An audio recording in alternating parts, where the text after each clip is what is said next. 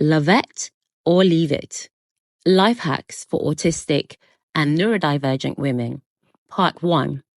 Self-Care Across Time. Short sensory-safe strategies that respect executive function, emotional nuance, and lived experience. This is for autistic, neurodivergent women who are tired of generic advice. Self-care that makes sense for autistic and neurodivergent women. I'm Lovette Jallow, autistic, ADHD, and committed to sharing tools that center self-respect, not self-optimization.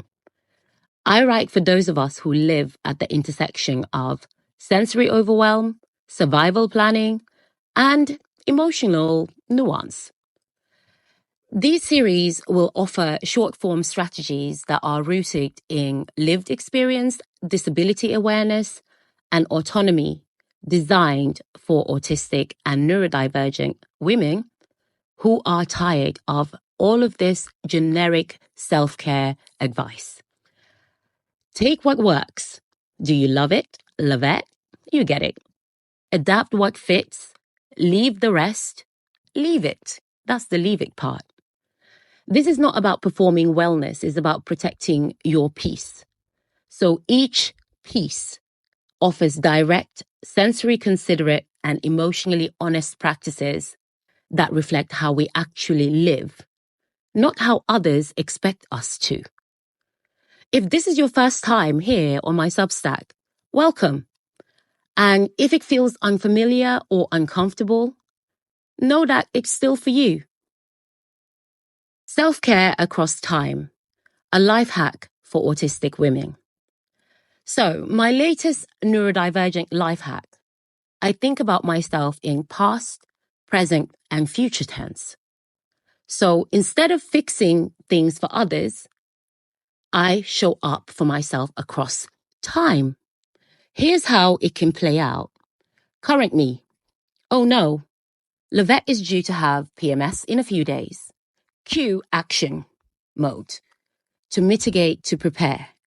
Fresh sheets, face masks, pads stocked, cookie hidden by the bed, medicine and vitamins stocked, Kindle charged, favorite foods cooked, prepped, frozen, house tidied, and some potpourri scented.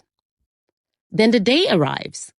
I'm tired, overstimulated, in pain, emotional, avoiding everyone. I'm cocooning. But when I look around, past Lovette already showed up. She left snacks. She lit incense.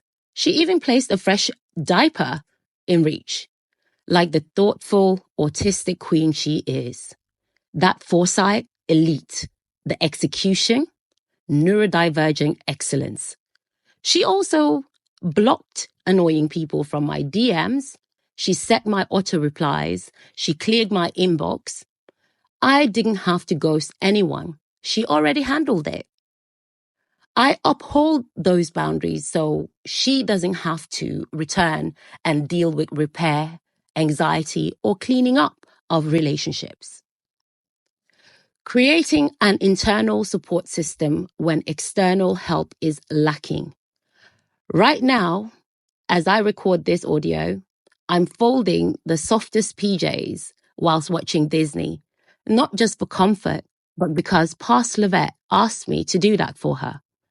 See, she hates doing laundry when her ADHD hits, but she's great at doing dishes when my autistic texture sensitivities spike during chronic illness. This is how I care for myself in shifts. It's a partnership with myself. It's practical love. This is about safety, not productivity. Why I building advance? So this isn't about being high-functioning, ultra-organized, or performing some commercialized version of self-care. It's not aspirational. It's survival. I'm disabled. I lack consistent support. So I have to build systems that preempt collapse because no one's coming to catch me when I hit the edge. I developed this rhythm after years of burnout, shutdowns, and carrying more than I ever should have, loving others in their languages whilst abandoning my own. This is a trauma-informed neurodivergent structure I use to protect my future self, to stay emotionally intact, to reduce overwhelm before it becomes a crisis. Recognizing self-care, what practicing self-compassion taught me. Whether you're partnered, poly, or single by choice, you are or can be the curator of your love language. And I'm not talking about the commercialized version. And you must practice your love language on yourself to know how it feels. My philosophy is I care and show grace for myself across past, present, and future. So I can recognize what real care feels like when it shows up in friendship, in business, or romance. I also know when it doesn't and when it needs gentle redirection or for me to leave that space. So to you listening, I ask, what's one small thing your past self could do for your future self this week? I want you to think sensory, think soothing, think realistic. Try it once and let yourself feel what it's like to be cared for by you. How does your love feel to you? That's it for round 1, or this round, of Love It or Leave It life hacks, where you can love it and use it, tweak it to fit your life, or leave it for someone else who might need it.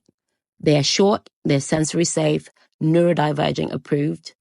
See you next time when past you might just surprise you.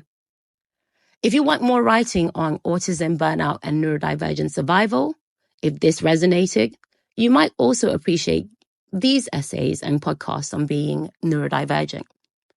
Why I took a break, autism, burnout, and advocacy as a Black woman. Understanding autistic loneliness when you're surrounded but still alone.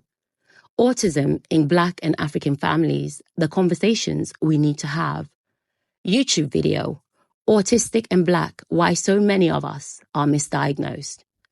To book me for keynotes, panels, or consulting, if you're an organization, institution, or collective committed to real change, not checkbox diversity, you can contact me directly at lovettejallow.com or lovette@lovettejallow.com. I speak internationally on subjects including but not limited to neurodivergence, African matriarchal systems, and also how it was being neurodivergent in pre-colonial societies, anti-racism, intersectionality, and structural violence. My talks draw from lived experience, academic research, cultural fluency across 7 languages. I do not dilute or perform knowledge for spectacle. I teach from data, research, lineage, not just theory.